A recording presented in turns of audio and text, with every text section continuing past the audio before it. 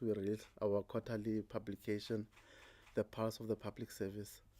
Let me also welcome colleagues who are joining us virtually. And today, to release the content of the Pulse, we've got two commissioners from the Public Service Commission, that is Commissioner Anele Tloia and Commissioner Vusmusi Mavuso. They will be unpacking our Pulse today for us. Without any further ado, Commissioner, if you can come and tell us the contents of the Pulse.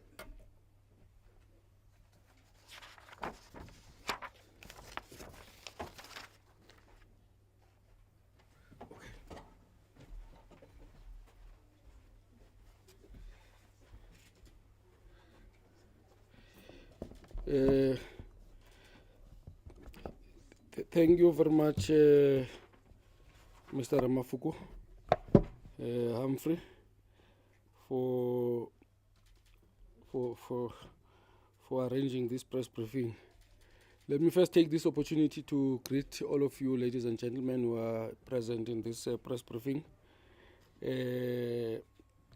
Just to indicate that we are releasing the Pulse of the Public Service, which is our quarterly news bulletin. And we invited you to this release of our edition of the Pulse. And this edition of the Pulse is released against the backdrop of a very successful election, which was the most difficult since the dawn of our democracy. Let me take this opportunity to congratulate the IEC for running a successful election that was declared free and fair with no incidents of violence. And we must also hasten to indicate that we are happy that this process has not been challenged. The Public Service Commission, however, welcomes the new cabinet that was recently appointed by our President Cyril Ramaphosa for the 7th administration, because this cabinet that forms the government of national unity will be very important for the existence of our 7th administration. And we call on public servants and all other organs of the state that they must play a critical role in supporting the transition and ensuring that there is continuity of service delivery. Furthermore, public servants are expected to serve and support the newly elected cabinet and leadership in government in a dedicated, competent and professional manner, and help them execute the policies that are a priority to the government. This issue of the Pulse covers the period from the 1st of January to the 31st of March 2024, and as approved by the previous plenary. And it focuses on the following areas. The first area would be the elections and its implications for the public service. The Public Service Commission's guide on governance practice for executive authorities and heads of department, integrity as a weapon against bribery and corruption, report on the qualifications of senior managers in the public service, as well as the report on professional reforms towards professionalization. There's also an area that speaks about a report on our investigations on the qualifications of the public servants. We will also be reporting on our standing items, which are the non-payment of suppliers, the overall number of complaints and grievances handled by the Public Service Commission up to the 31st of March 2024. The Pulse also reflects on good news stories where the citizens received assistance following the intervention.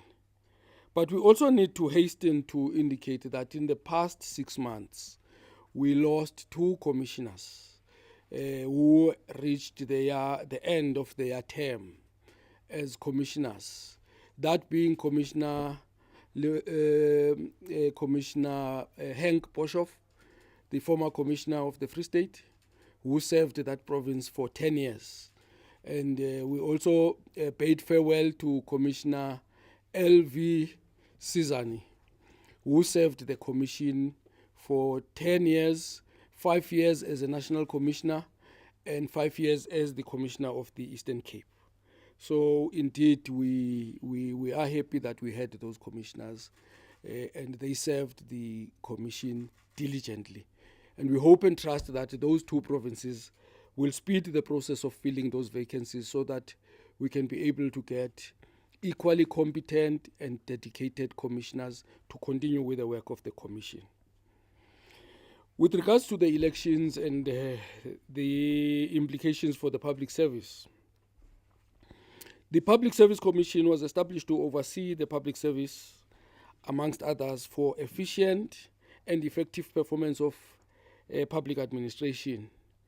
And crucial to these national and provincial elections is the new phase of the public service, its structure, composition, posture in serving the nation.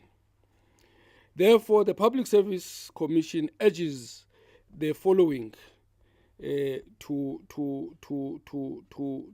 be taken into account during this transition period. Ethical leadership, loyalty and support to the government of the day, political and administrative interface, as well as professionalization of the state and building capacity for progress. The following characteristics should resonate with the public service during the new era of the government of national unity. An unwavering commitment to uphold the highest standards of professionalism and integrity, with zero tolerance policy towards corruption and malfeasance. Civil servants are reminded of their duty to serve the people with honesty, diligence, and humility. Transparency and accountability must be embedded in the fabric of the government operations, ensuring that the decisions that are made in the public servants or in the public service are made in the best interests of the nation. A need for continuous innovation and improvement as the challenges facing South Africa require bold and forward-thinking solutions. The Government of National Unity marks a significant moment in the nation's journey towards an accountable and transparent governance. A more serious warning should go to the entire public service to rethink how it engages with citizens, but most importantly, to ensure that it is guided by the values and principles governing the public administration. Such a public service will reinforce citizens' trust in the constitutional democracy. It is further a call by the Public Service Commission to all citizens to be vigilant and hold government accountable for service delivery. The full article on this issue of the elections will be found on page 2 of the Pulse Bulletin. The Guide on Governance Practices for Executive Authorities and Heads of Department. As part of fulfilling its oversight mandate in the period of transition, the Public Service Commission has released a guide on governance practices for executive authorities and heads of department for 2024, and a circular to advise executive authorities and heads of department and employees regarding the prevention and management of unlawful instructions. The Guide on Governance Practices provides a simplified reference source for executive authorities. And we want to indicate that this guide doesn't replace any policy document, it doesn't replace any governance rules, but we're just advising on the procedures that are essential to promote good governance and performance in the public service. It covers work emanating from the Public Service Commission's mandate and provides reference to other critical sources of information. We have started the process of inductions at the level of national government and the provincial governments, and we are in that process, and we are presenting this guide to all provinces, as we have done to the national cabinet. This guide is intended to is not intended to substitute any other documents that are issued by the presidency, the DPSA, and the Department of Planning, Monitoring and Evaluation, as well as the National Treasury. We are just trying to guide and assist as part of readiness for the new administration. The Public Service Commission would therefore like to encourage all executive authorities and heads of department or accounting officers to familiarize themselves with the contents of this guide. The guide is accessible through the Public Service Commission's website, as well as you will find it there in the website under documents and reports. And anyone who would want to access this guide can also call the Commission for us to assist and help them to access this document. A full article is on page 4 in terms of the Pulse Bulletin. We also address the issue of integrity, which is a very important weapon in the fight against corruption.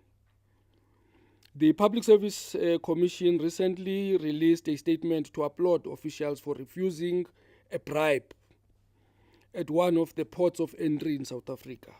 You would remember we had that statement recently. That article on integrity as a weapon to fight corruption was influenced by the heroic gesture of those officials.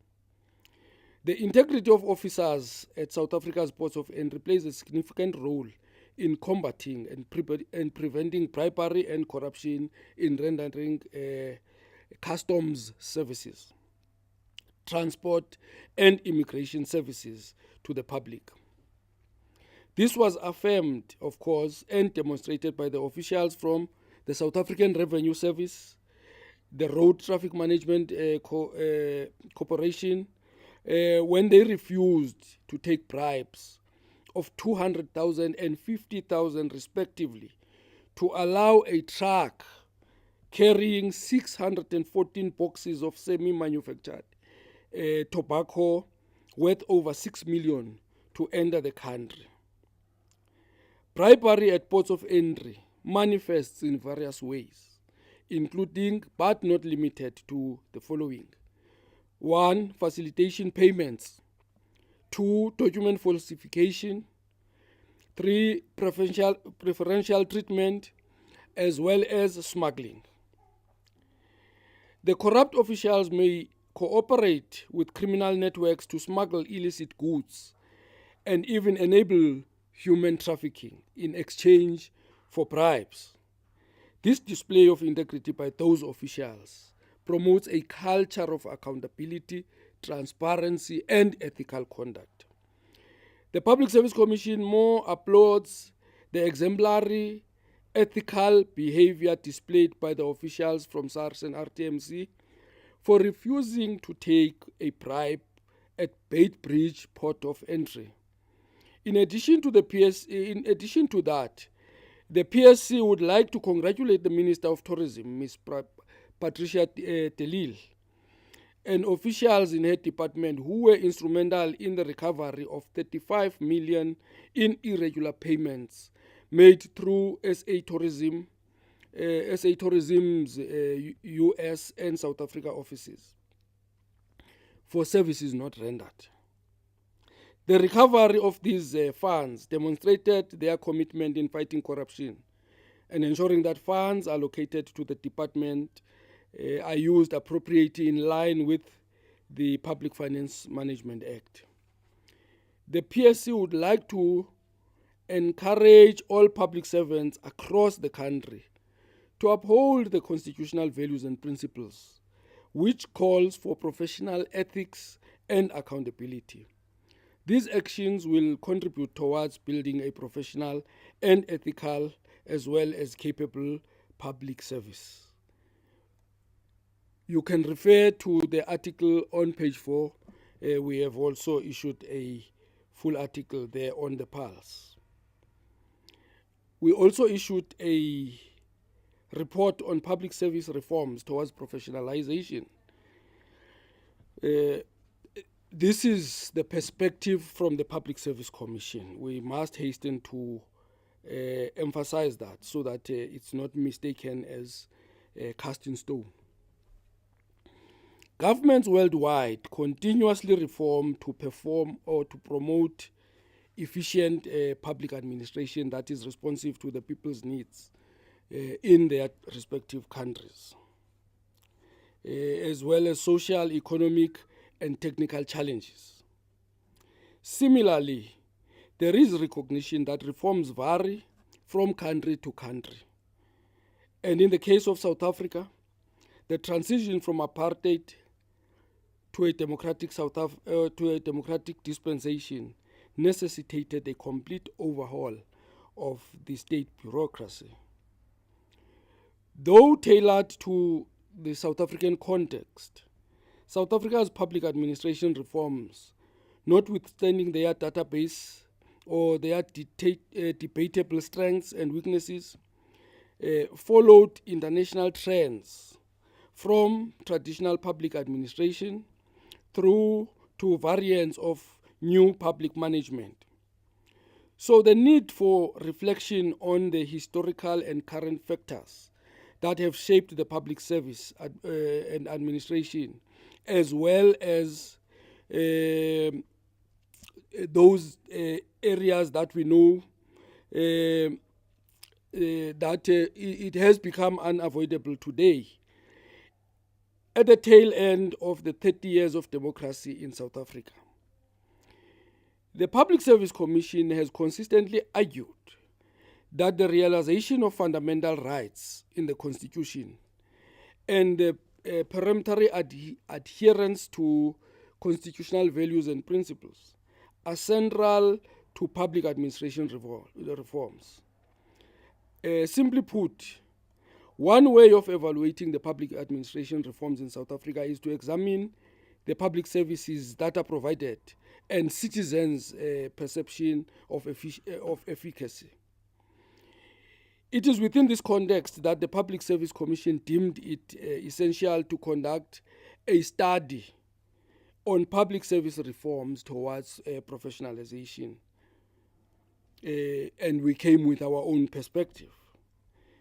The Public Service Commission spent an extensive period consulting on the findings and recommendations of the report through various stakeholder engagements, including focus group sessions that were attended by seasoned public administration scholars and practitioners, and a conference that was held on the 12th of October 2023. We reported on that conference in the previous edition of the Pulse. The report provides numerous recommendations on critical areas that are informed by previous and current public service reforms. The key issues addressed in recommendations include the role of the head of public service, appointment of heads of departments and levels below those heads of departments, human resource planning, qualifications, skills and human resource development, the performance management and development system, professionalization and career system, the senior management service, agency and delegation of authority, balancing governing by rules and governing by values, and lastly, micro-organization of government. The findings and recommendations in the report will contribute towards future reforms in areas related to human capital management, institutional processes, and organization of administration. The full report was officially launched in March 2024 and can be accessed on the Public Service Commission website by clicking on the link that takes you to the Public Service Commission website. The full article is found on page 7 of the Pulse Bulletin. Coming to our standard items, we report on the non-payment of government suppliers. The National Treasury released its annual report on late payments of service or of suppliers' invoices from or for the 2023-24 financial year. That report was released on the 1st of July 2024. According to the report, the number of invoices paid after 30 days by the national departments were 108,917. You can imagine those suppliers, how they are struggling with late payments. And the rand value of those invoices is 4.6 billion as at the end of the financial year. Yes, it might be indicating an improvement of 2,365 invoices or 2%. But the Public Service Commission is not impressed, because we want all suppliers who render services to be paid for their services that they render on time. Furthermore, the National Treasury reports, or their report indicated that the number of invoices older than 30 days and not paid by national departments at the end of March 2024 amounted to 1,427 invoices. Those invoices are valued at 53 million. Which means there's 53 million of 1,427 service providers who have rendered a service but have not been paid, which really causes a concern.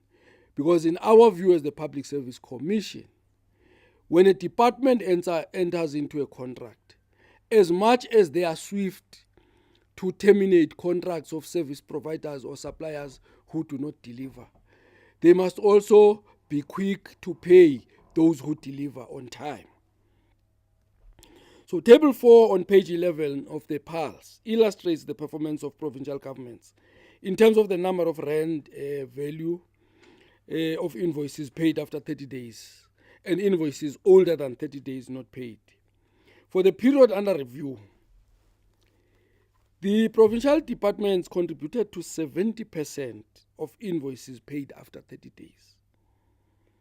A total of 253,151 invoices amounting to 30.5 billion were paid after 30 days, representing a regression of 21,371 invoices, which is 9% worse. And it's very terrible. The Public Service Commission would like to commend departments who paid the invoices on time for their commitment in ensuring that service providers are paid within the prescribed period.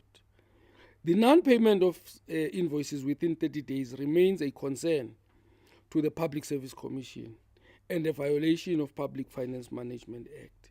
If I may share with you, the Public Service Commission, the Office of the Public Service Commission, as a government department, pays every supplier within 14 days. And if the Public Service Commission can do that, it means every other department can do that. 30 days is very generous, but still departments are still failing to meet those demands. There are service providers who render services to the Public Service Commission who get paid within 14 days because we lead by example. So what we are demanding from departments, it's not impossible because we are doing it as the Public Service Commission. The most common reasons provided by departments for the late and or non-payment of invoices vary from misfiled, misplaced, or unrecorded invoices to inadequate internal controls. The National Treasury has since provided recommendations to assist departments in addressing identified root causes for late and non-payment of invoices to ensure improvement in compliance with the requirements to pay suppliers invoices within the prescribed 30 days period. Consequence management should be instituted against accounting officers who fail to pay service providers within 30 days. And that is what is lacking in all our government departments. We haven't had any of the accounting officers being taken to task for failing to pay service providers. That is why they act with impunity. They do these things because they know there's no consequences. That article is on page 8 of the bulletin. In terms of the number or the overall number of grievances handled by the Public Service Commission, as at 31st March 2024, the Public Service Commission registered 515 grievances.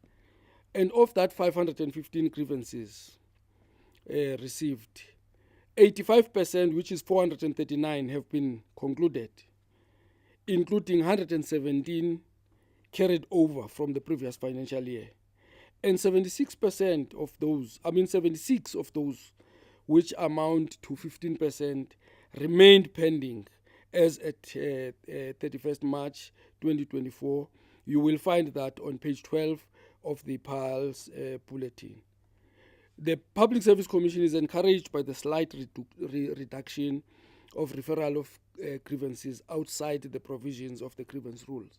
At least now we are happy that public servants are getting to know the grievance rules of the Public Service Commission, and at least the number of those that are referred outside the rules has dropped drastically. We want to commend the public servants for internalizing the grievance rules. The full article is on page 11. In terms of the complaints, the Public Service Commission has a mandate to investigate either on its own accord or on receipt of any complaint, personnel and public administration practices, to report to relevant executive authorities and legislature. Personnel practices relate to, for example, irregular appointments, transfers, qualifications, and compensation related to allegations. And public administration practices relate to, for example, procurement irregularities and poor service delivery. The own accord investigations undertaken identified through an analysis of trends of complaints handled previously and through media reports. Since inception of the National Anti-Corruption Hotline on the 1st of September 2004, a total of 758 calls were recorded as at 31st March 2024. The Public Service Commission recorded a total of 1,551 complaints during the 2023-24 financial year, as shown on Table 6 on page 14 of the PALS. The total number of cases reported against national departments are 266, provinces 102, and public bodies 1,183. The article is on page 13.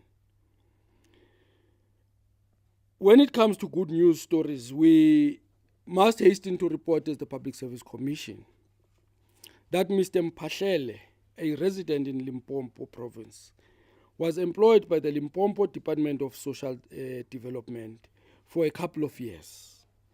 During the 2014-2015 financial year, he qualified for a grade progression as part of his performance appraisal, which had a monetary value. He tried to claim the money from his former employer in vain.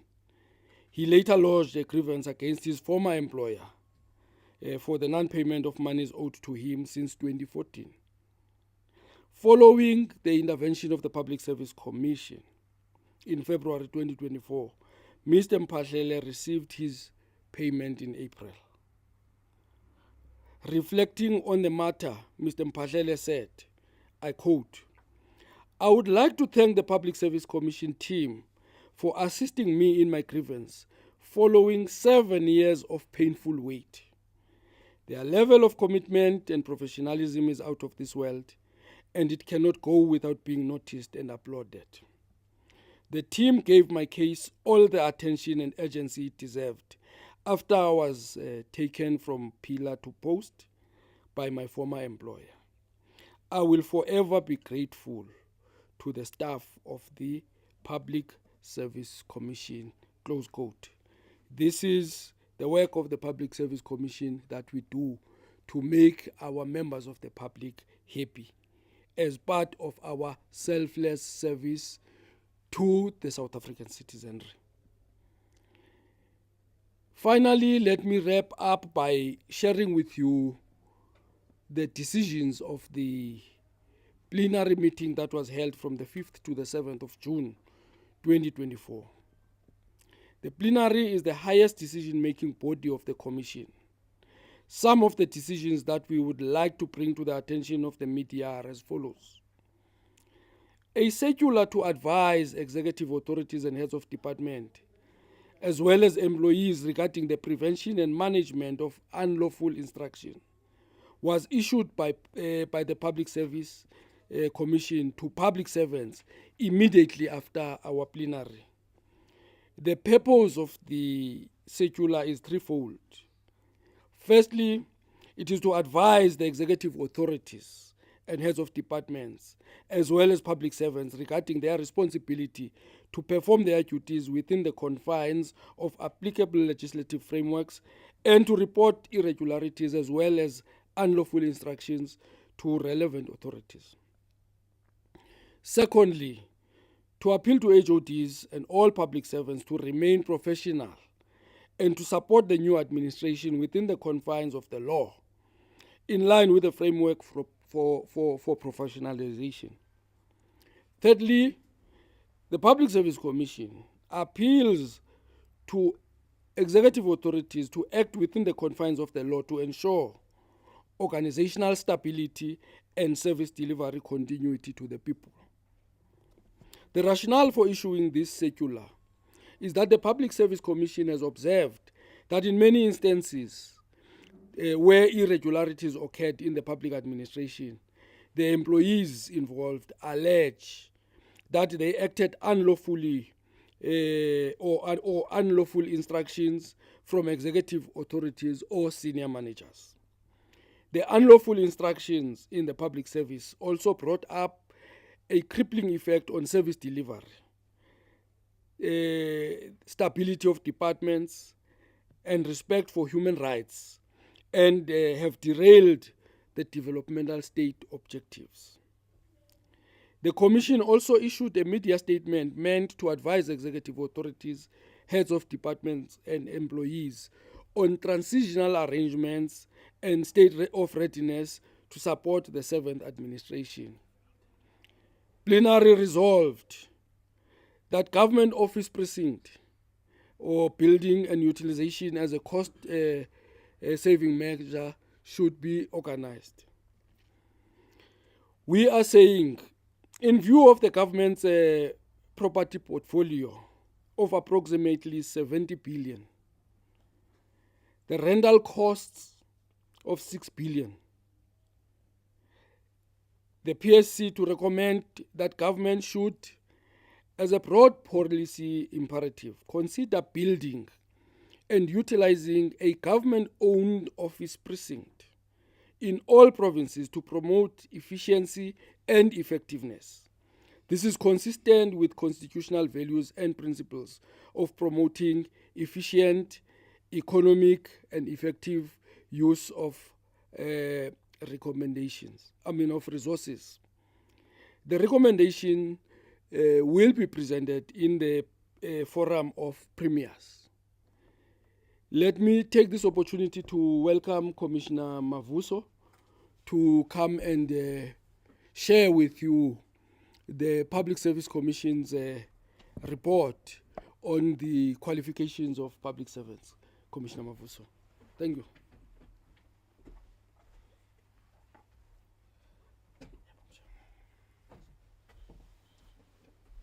Good afternoon, ladies and gentlemen, and thank you very much for the opportunity, Commissioner Goya.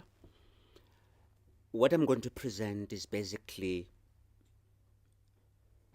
should I say, a refinement of what we presented in June with respect to the qualification of senior managers in the public service. Quite briefly, the Public Service Commission concluded an inquiry into the qualifications of senior managers in the public service, following an inquiry in Parliament that was raised, particularly to the Minister, and subsequent to that, the Commission did its own investigations in order to be able to find the extent to which the qualifications of senior managers are in conformity with the respective functions that they're performing. During the discussion in Parliament in 2022-2023, the attention of the Public Service Commission was drawn to the inaccurate and outdated information from the PERSAL, in other words, the personnel and salary system that government is using, and it occasioned by a department's failure to continuously update data on the qualifications of public servants. The Public Service Commission approached departments directly in order to be able to get the actual information, the raw data, and be able to compare it with what was received. It became quite evident that the information that was in the PERSAL was not updated. And to that effect, the Commission had to make sure that it provided what I may call empirical information and evidence that can be able to stand the test of time. Having done this, the Public Service Commission then, of course, came up with a recommendation in the final analysis that instructed departments, particularly the Department of Public Service and Administration, to make sure that it updated its systems and information that it has collated over a period of time. But what actually came to the fore was that the objective of the inquiry by the Public Service Commission were to establish accurate details of the qualifications of senior managers in the public service and the extent to which senior managers' qualifications are compliant and aligned with mandatory requirements as per the Public Service Regulation of 2016. And the inquiry aimed to further identify measures taken by departments to address the gaps where the incumbents in the senior management service posts do not meet the minimum requirements. The overall findings indicate that most departments are doing well in ensuring that appointed SMS members meet the requirements given the most updated information. But if one was to appreciate what the senior management service implies, it's all members who, from director to director general, that would be the SMS level. In other words, one of the basic requirements is for them to be able to have a minimum of a NQF7, which is a degree, and of course in some instances it may require an NQF8, which is a postgraduate qualification. There were, however, a few isolated instances whereby some of the incumbents were not in the did not have the requisite qualifications. And of course, if one was to refer to the 2015 directive that was issued by the Department of Public Service and Administration on minimum entry requirements, and further, of course, looking into the Public Service Regulations of 2016, it does afford the incumbents an opportunity to upgrade their qualifications within a particular time period. And in some instances, it was discovered that some of the incumbents were reaching their age of retirement, and to go through the whole process of qualifications upgrading wouldn't of necessity be able to serve any purpose. The inquiry has revealed that many departments have not updated the qualifications of the senior management service members on the PERSAL system, and there are instances of failure to verify qualifications. So the failure to update PERSAL has and will continue to contribute to the misinformation about the qualifications of senior management members in the public service. I'm referring you to page 6 and 7 of the bulletin, which has all the information that you may actually require.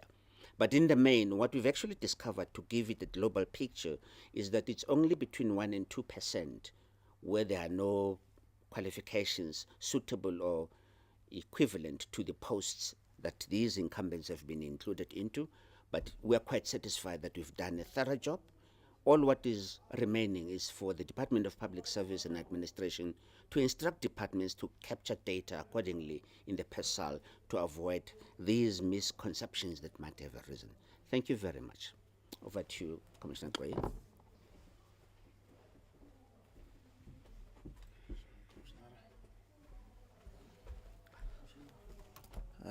Thank you, commissioners, for that comprehensive report.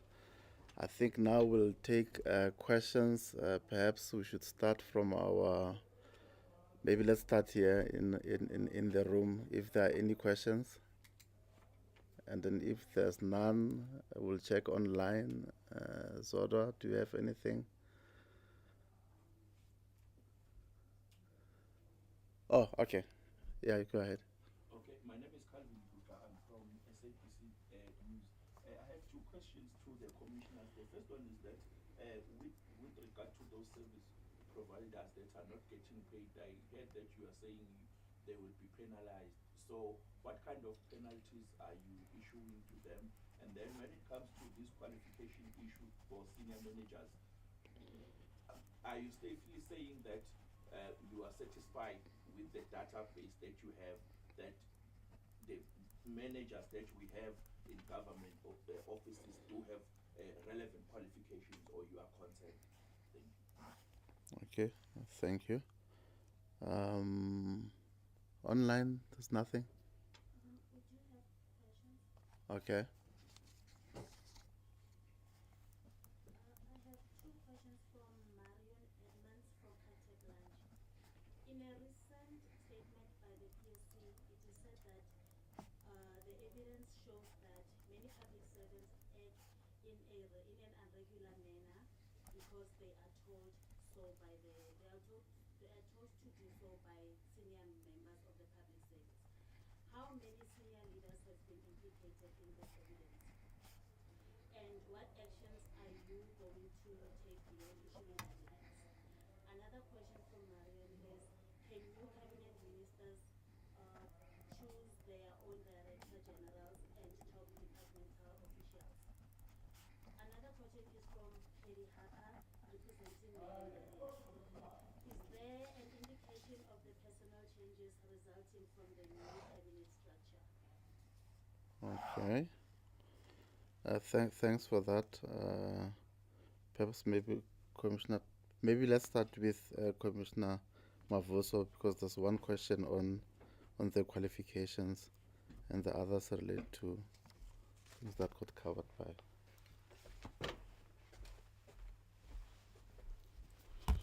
Thank you very much for the question. I think it relates to the whole matter of qualifications.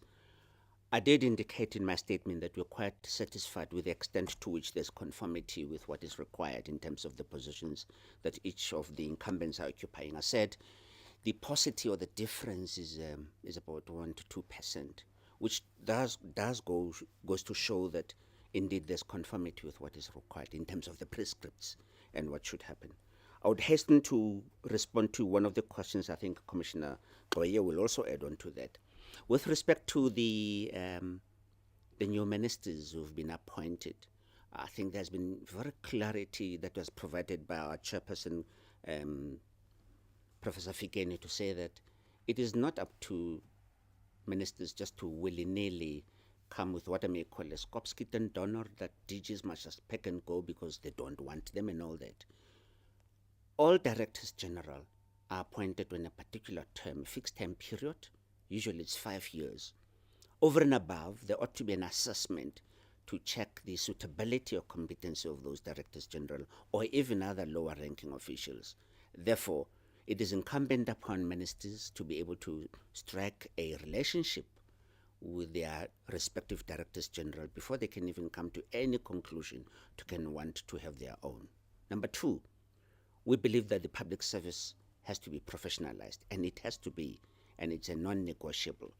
All those who've been appointed do have a right to be in the positions in which they are, unless, of course, there are misdemeanors that are committed. Then, of course, the due process of law will have to unfold to make an outcome or a determination as to what should happen with those. Commissioner Goye?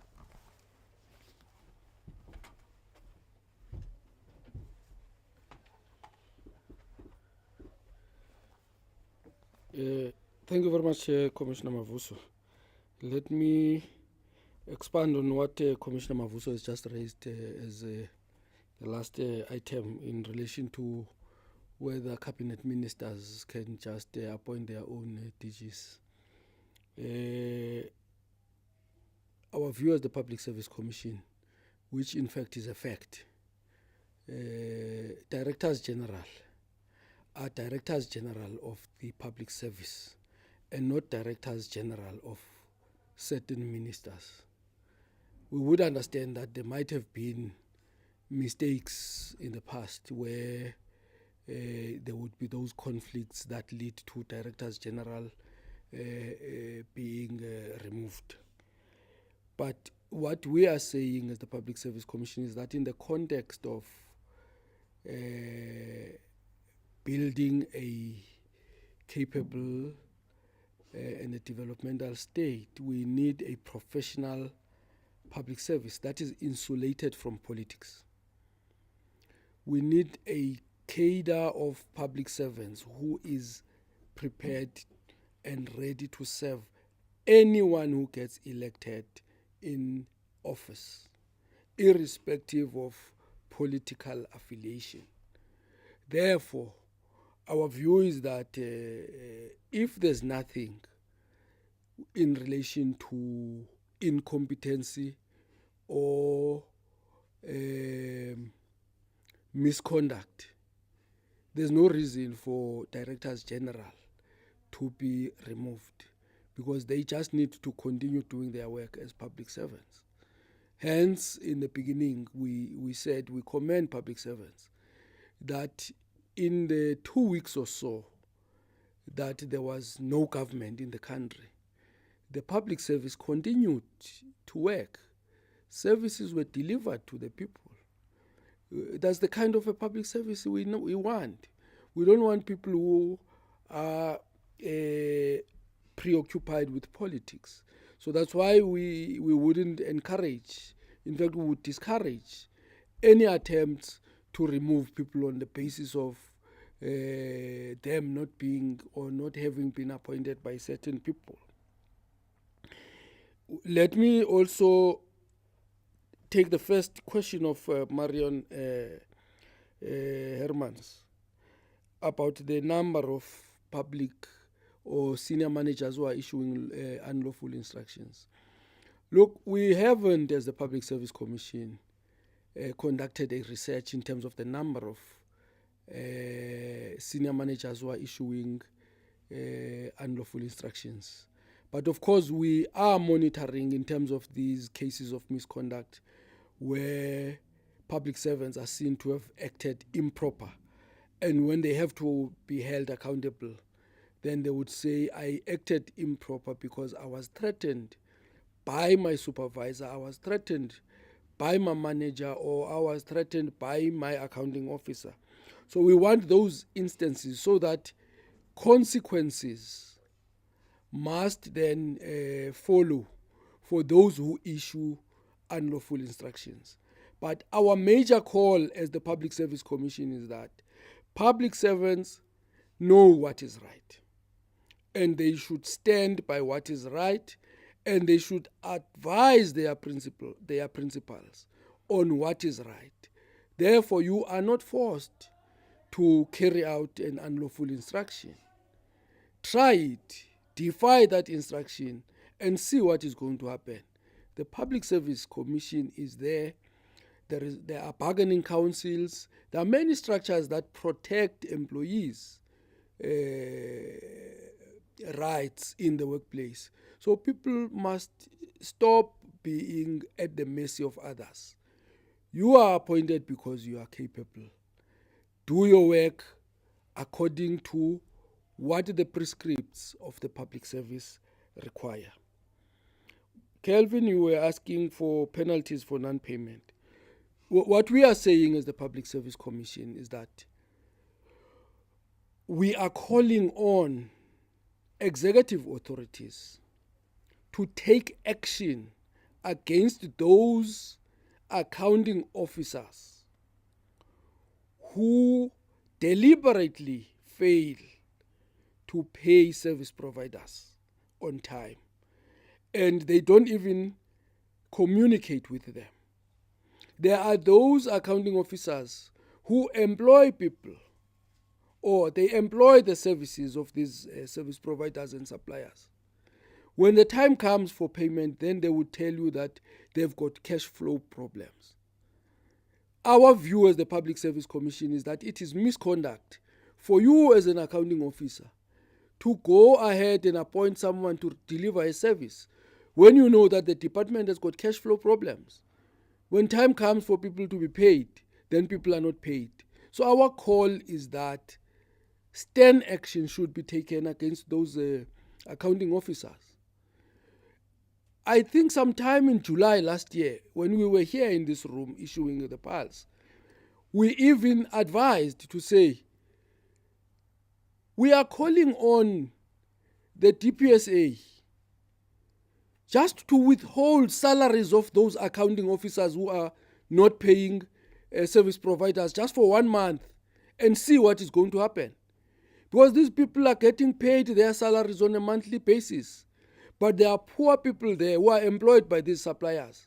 When they are not paid, then those people also do not receive their salaries. And those people do not have anywhere else to go to get their salaries.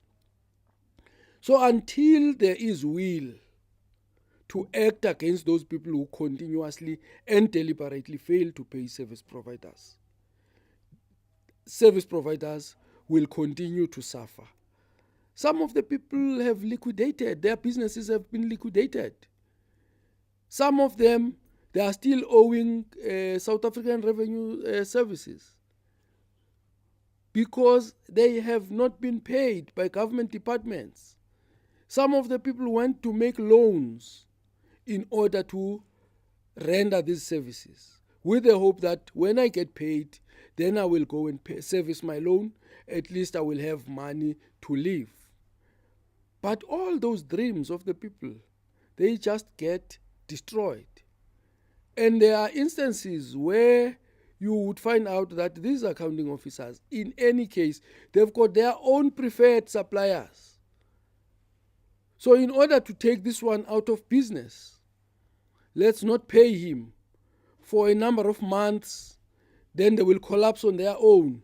And then we will employ those people we want to employ. So all those things must be dealt with in the public service. That's the call we're making as the Commission. Thank you very much.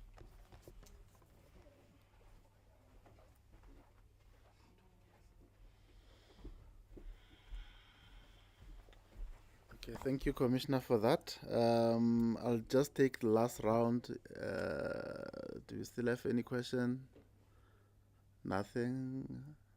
Okay, thank you. We've come to the conclusion of our media briefing. I would like to thank you for honoring the invite to join us, the media briefing sergeant. Thank you.